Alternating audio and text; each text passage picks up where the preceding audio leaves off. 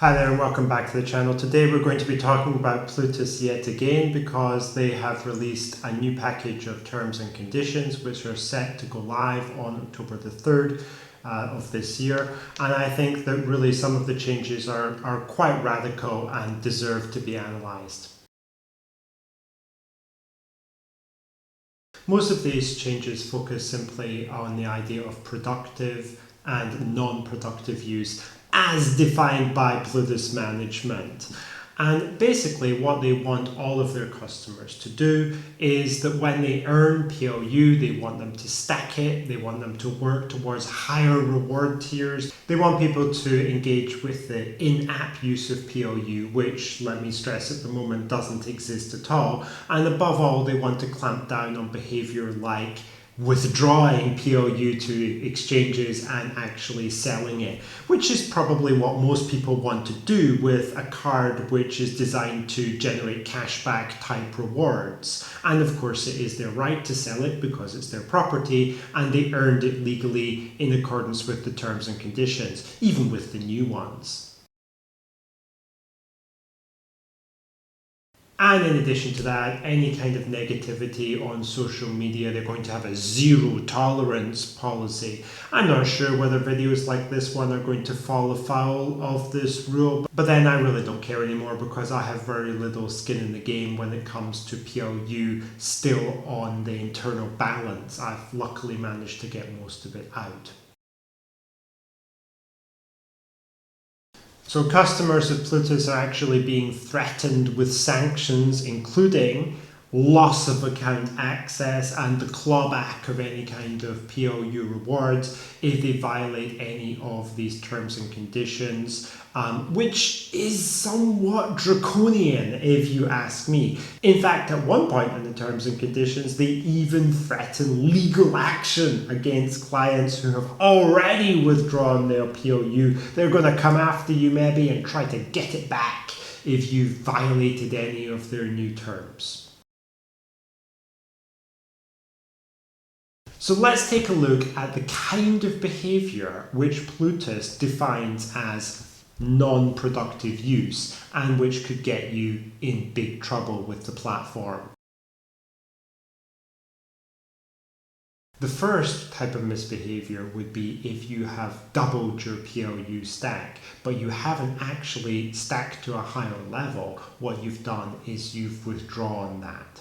That is classed as misbehavior under these terms. I think that's perfectly normal. People make a certain level of investment in the platform. They put down 1,000 PLU for the Chad level, they pay the subscription, and then they want to, get the money back. They want to earn. That's how it should work with a rewards card. But no, Plutus don't want you to do that. Plutus want you to keep all of the money that you earned in PLU and basically in their platform. So what's the point of having it, really?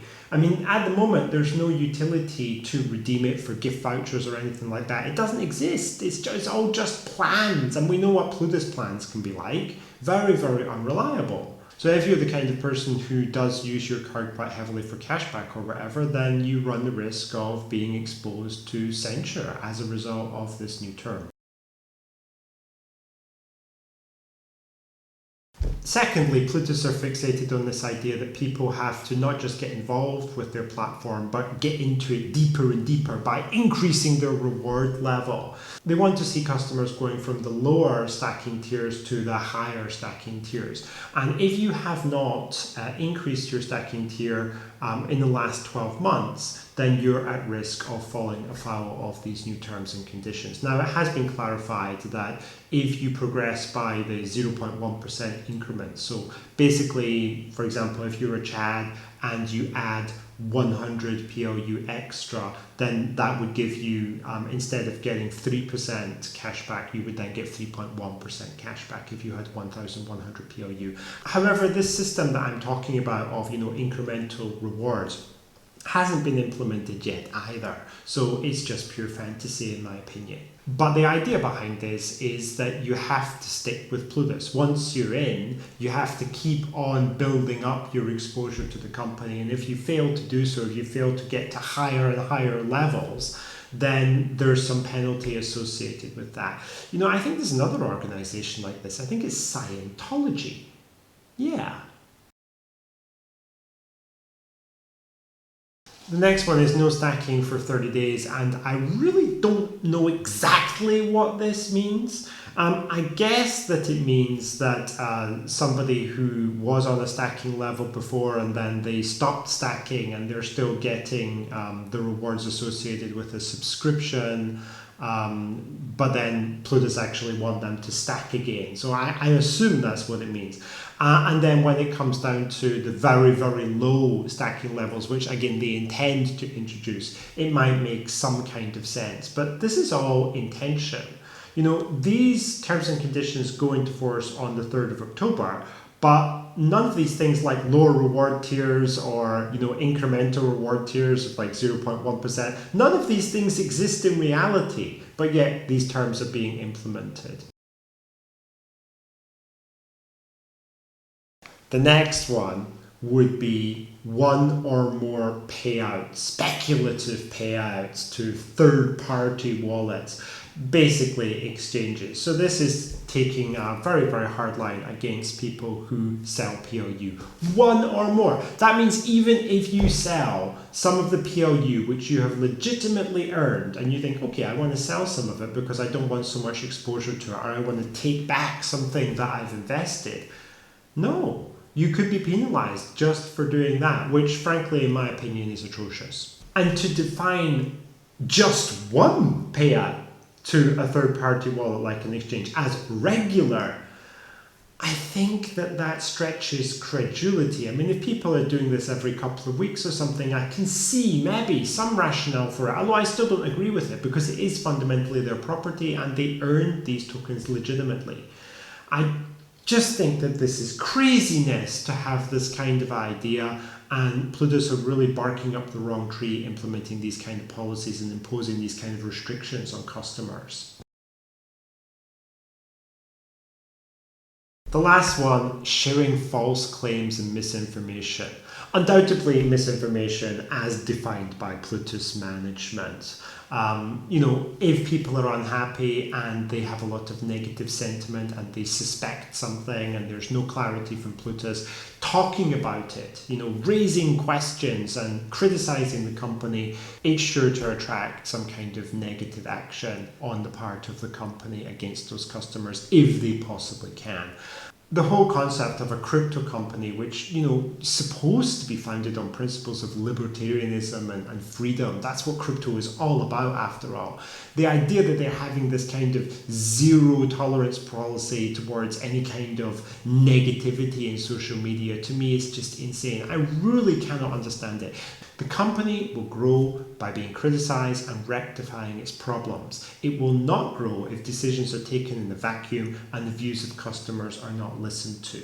That is the pathway to failure.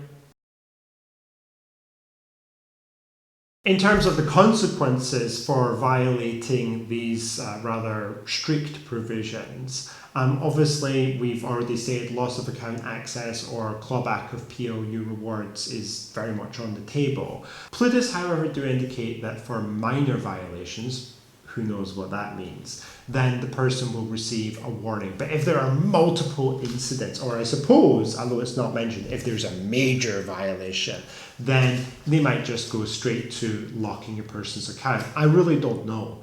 But I have a very low opinion of the company and its management. And as far as I'm concerned, there's really nothing they wouldn't do.